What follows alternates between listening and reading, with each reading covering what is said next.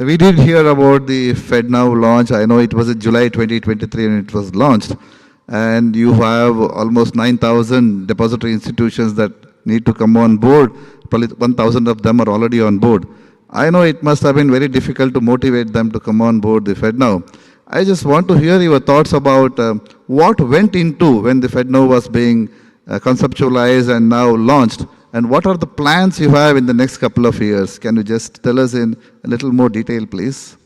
Yeah, so in 2015, there was an initiative to improve the payment system in the U.S. with faster, certainly retail payments.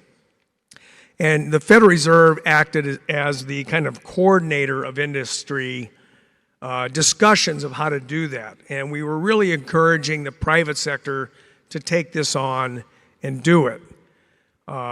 And the largest banks did take up that challenge, and they built what's called the real-time payments network from the largest banks in the U.S.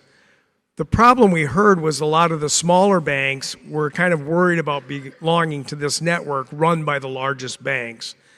And so they wanted another network. Now, my response typically would be, well, then you go build one. The big banks built theirs, you go build yours. But when you're sitting there with, say, 8,900 banks who all now have to coordinate and somehow figure out how to build their own real-time payment or fast payment network, it's a massive coordination problem.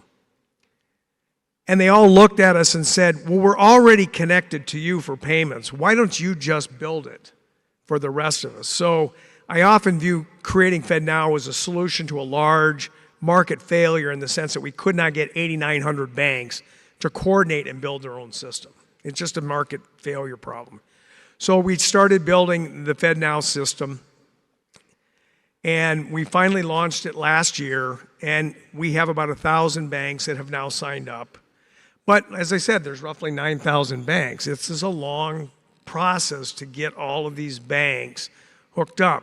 So if UPI would somehow connect to FedNow and you want to send a payment from the US to India or vice versa, most of the banks in the US are not connected. The payment's going to go nowhere.